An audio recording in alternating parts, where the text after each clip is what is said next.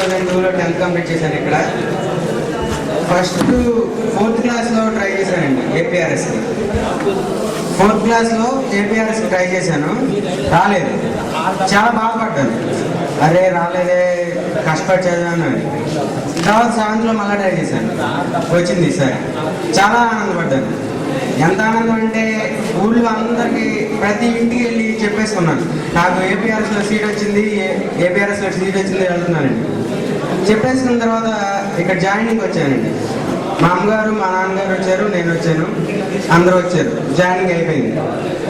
అయిపోయిన తర్వాత మా అమ్మగారు నాన్నగారు బస్సు ఎక్కుతున్నారండి. బస్సు ఎక్కుతుంటే నాకు ఇంకా ఏడుపు కాదు మొత్తం వచ్చేసింది అనమాట. చాలా గారాటంగా పెరిగాను ఇంటి దగ్గర.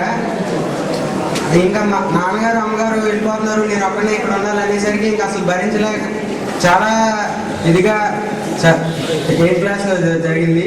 తర్వాత నిదానంగా అలవాటైంది. 10th అయిపోయింది.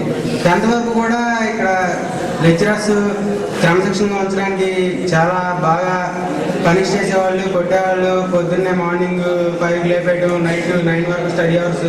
చాలా కష్టంగా ఉంది. నెమ్మగూరు ఏపీ రెసిడెన్షియల్లో చదివానని చెప్పానండి.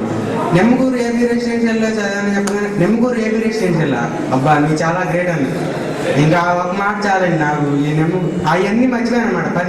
అప్పుడు 8th to 10th చాలా కష్టంగా చదివాను. హాస్టల్లో కొత్త పేరెంట్స్ని వదిలేసి చాలా ఇదనమాట. అప్పుడు అవన్నీ ఒకే ఒక మాటతో మర్చిపోయాను.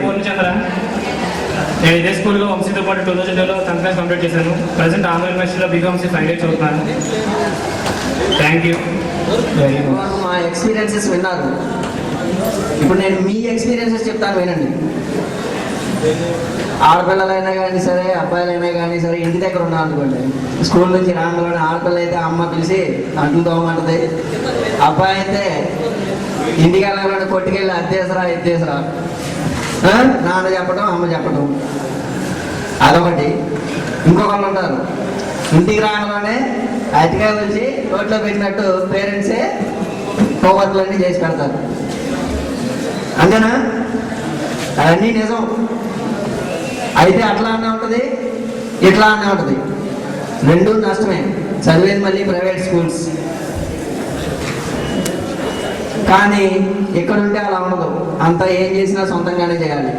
ఫస్ట్ నుంచి బట్టలు ఉతుక్కోవడం కాడి నుంచి అన్నీ నేర్చుకోవడమే. ఇప్పుడే నేర్చేసుకుంటారు అన్నీ. ఇది ఒకటి మాత్రం ఇప్పుడు ఎవరికి తెలియదు ఈ విషయం.